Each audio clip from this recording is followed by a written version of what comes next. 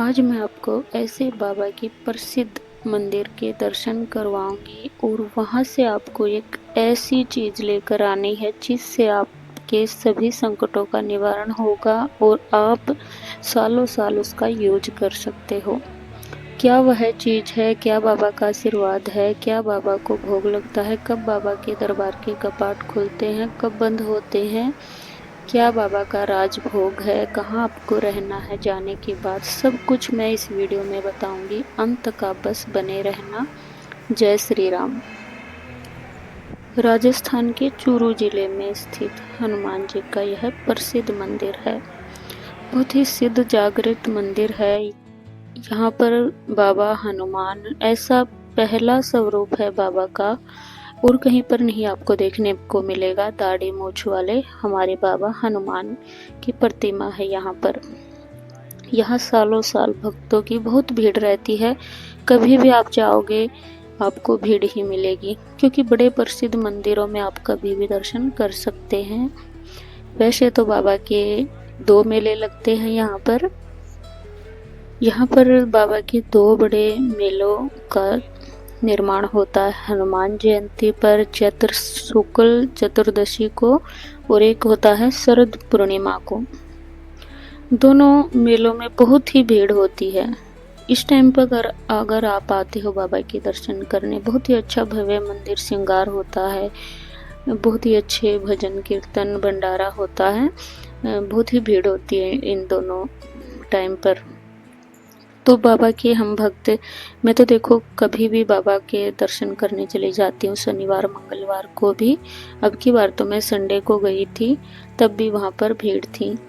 तो मैंने सोचा, जो मैंने देखा वहाँ पर जो भक्तों की श्रद्धा विश्वास था, और जो वहाँ से लेकर आई थी, मैं भी हर बार लेकर आती हूँ। तो आप भी अगर बाबा के दरबार जा रहे हो, बाबा की कृपा आशीर्वाद आप पर हो रही है, तो जरूर आप जो ये बाबा के आशीर्वाद का मैं उपाय बताऊंगी, जो आपको वहां से लेकर आना है, तो आप भी जरूर लेकर आएं। और क्या दर्शन करने हैं बाबा की, कैसे दर्शन करने हैं, कहाँ बैठकर आपको हनुमान चालीसा पाठ करनी है, सब आपको बताऊंगी। आप वीडियो में अंत तक बने रहना। यहाँ पर आपको रात 10 बजे तक बाबा के दरबार के कपाट खुले मिलेंगे।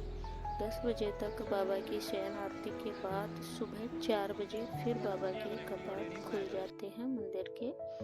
तो आप सुबह की 4 बजे आरती कर सकते हैं बाबा की। और इसके बाद सबसे पहले हमें दर्शन करने हैं मोहनदास और कहानी देवी के, जो मैं अभी आपको वीडियो में करवाऊंगी, क्योंकि हम इनकी दर्शन करने भी बहुत ज़रूरी है, क्योंकि इन्हीं की पूजा भक्ति से खुश होकर ही हमारे बाबा यहाँ पर विराजमान है।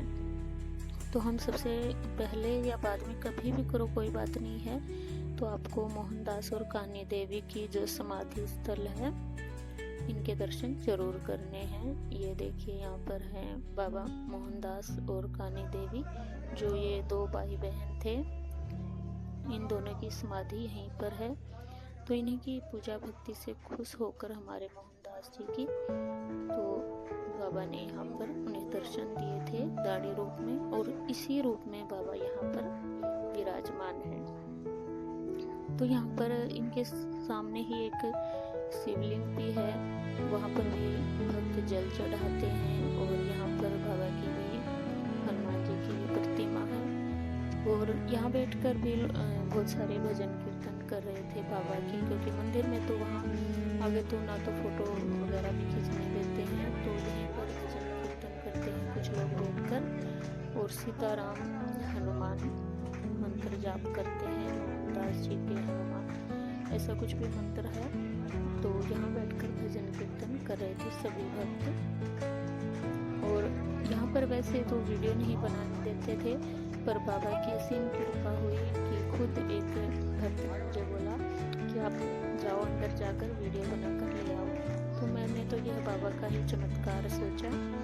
और यहाँ देखो ये हेजड़ी के पेड़ हैं, मुझे नहीं पता ये कौन से पेड़ हैं, पर ये बहुत साल पुराने हैं। इन पर नारियल बांधते हैं, सिंदूर लगाते हैं, और इनसे तिलक भी हमने लगाया था।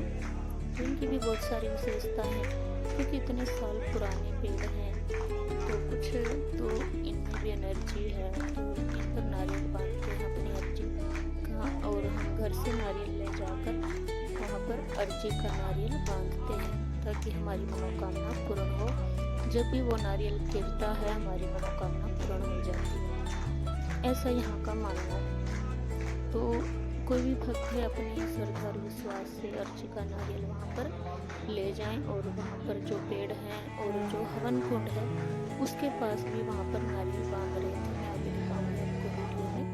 अब हम चलते हैं बाबा की जो मोहनदास की 300 साल पुरानी धुनी को देखने के लिए और बाबा के दर्शन करने के लिए। अब हम चलेंगे मोहनदास के दर्शन करने के बाद अपने मंदिर की ओर, जहाँ पर सभी भक्त अपने श्रद्धा विश्वास से नारियल बांधते हैं, और यहीं से आपको वो चीज लेकर जानी है अपने घर को। और बहुत ही श्रद्धा और विश्वास के साथ अगर आप आए हो तो आपकी बाबा जरूर मनोकामना पूर्ण करते हैं। ऐसा तो हो ही नहीं सकता कि हम बाबा के भक्त हैं, हमारी कोई भी परेशानी है या संकट है वो पूर्ण ना हो। बाबा के जो मंगलवार के दिन राजभोग लगता है बाबा को, वह बाजरे के चूरमे से बनाया जाता है। तो आप भी कभी आपकी श्रद्धा और विश्वास से बाबा के पास जाते हो तो घर से भी चूरमा बनाकर ले जा सकते हो, चूरी बनाकर ले जा सकते हो। बाबा का बहुत ही प्रिय भोग है। बहुत सारे भक्त वहां भी खरीदते हैं, घर से भी ले जाते हैं, चूरमे का भोग लगाते हैं। यह बाबा के धाम में मंगलवार को ही इनका राजभोग लगाया जाता है चूरमे का। तो आप है ना इन दो दिनों को मेला लगता है, उसके अलावा शनिवार या मंगलवार आप कभी भी जा सकते हो। बाकी बड़े जो मंदिर होते हैं प्रसिद्ध, उनमें आप कभी भी जाकर दर्शन कर सकते हो, कोई दिक्कत नहीं है। बाबा श्रद्धा और विश्वास देखते हैं।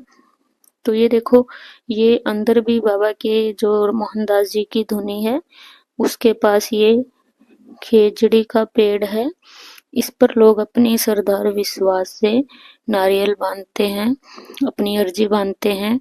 उनका मानना है कि ये हमारी अर्जी का नारियल जब भी खुलेगा हमारी मनोकामना पूर्ण होगी। और इसी के पास ही यहीं आपको मिलेगी वो बाबा की अद्भुत चमत्कारी धुनी के पास, इन्हीं की धुनी की राख, जिसे हम बोलते हैं भभूति, वो आपको लेकर आनी है वहां से जरूर। वहीं पर आपको मिलेगी, वो किसी से आप पूछ लेना, अगर नहीं है तो वो खुली, कोई भी आपको रोक टोक नहीं होगा, वो आप भक्तों के लिए है।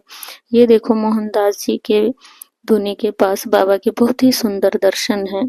ये देखो, ये जो वो अग्नि प्रज्वलित है बाबा की, जो मोहनदास जी ने खुद अपने हाथों से जलाई थी, वो आज तक भी जल रही है। ये एक चमत्कार ही है हमारे लिए। वो आज तक अग्नि ऐसे ही हवन कुंड जल रहा है, मोहनदास जी ने खुद अपने हाथों से जो जलाया था वो आज तक भी जलता है। और इसकी परिक्रमा करने के बाद हमने बाहर दीपक लगाया, क्योंकि यहाँ पर कहीं दीपक लगाने की व्यवस्था नहीं थी। पिछली बार तो थी यहीं पर, फिर मैंने घी डाल दिया मेरे घर से जो मैं जोत लेकर गई थी, क्योंकि मैं श्रद्धा और विश्वास के साथ हम जब कहीं पर जाते हैं तो हम दीपक जलाने की श्रद्धा रखते हैं। तो यहाँ पर दीपक भी जले थे पिछली बार, तो अब की बार नहीं थे, तो घी डाल दिया मैंने यहाँ पर। तो देखो, ये हमारे 300 साल पुरानी धुनी है मोहनदास जी की। अखंड ज्योत यहाँ पर जलती थी और अभी भी जलती है, ज्योत भी अखंड जलती है। और इसकी धुनी की राख हम अपने घर पर लेकर आते हैं, हर बार मैं तो लेकर आती हूँ। बहुत ही अच्छी है, अपने घर में पानी में डालकर छिड़काव करो, रोगी को थोड़ी सी खिलाओ, बहुत काम करती है। सच में अद्भुत है, चमत्कारी है। तो आप भी कभी सालासर जाओ तो बाबा की धुनी की राख जरूर लेकर आना।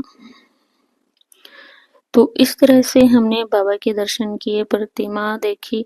अब हम बाबा के दर्शन करेंगे, वहां पर हमें फोटो नहीं लेने देते, तो इसलिए हमने बस थोड़ा सा ही एक बार फोटो उतारा था, क्योंकि मैं नहीं चाहती कि मैं बाबा के दर्शन ढंग से करना ज़रूरी समझती हूँ कि मैं फ़ोटो उतारना। तो इसके बाद हमने शाम की बाबा जी की आरती की और इस तरह से होती है हमारे बाबा हनुमान की शाम की और सुबह की आरती। अंदर से कपाट बंद हो जाते हैं, बाहर से खड़े होके भक्त आरती देखते हैं लाइव। और हमने भी ऐसे ही किया, बाहर से बाबा की आरती की और दर्शन किए। बस इन्हीं अभिलाषा से बाबा से बोलकर आए, बाबा जल्दी हमें बुलाना। और इस तरह से आरती हमने बाबा की सुबह की भी शाम की भी की पिछली बार। अब की बार हम बस दिन में गए थे, बाबा के सुंदर दर्शन हुए। तो आपको रहने की व्यवस्था के बारे में बताती हूँ। यहाँ पर बाबा के पास में ही एक फ्री में सेवा आश्रम है, वहाँ पर आप रह सकते हैं। अच्छे कमरे हैं। इस पर मैंने एक पूरी वीडियो भी बनाई है, अपने चैनल पर देख सकते हो। ताकि बहुत सारे भक्तों को रहने की इच्छा होती है तो बाबा ने उनके लिए व्यवस्था की हुई है।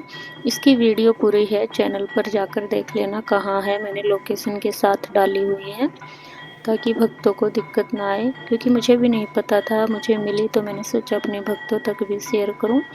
अगर बाबा के भक्तों को वीडियो अच्छी लगी है तो ज़रूर शेयर करें और अपने अनुभव भक्तों से शेयर करने के लिए हनुमान साधना भक्ति चैनल पर अपने अनुभव शेयर करें। और कैसे लगे बाबा के दिव्य दर्शन कमेंट में जय श्री राम लिखकर ज़रूर बताएं।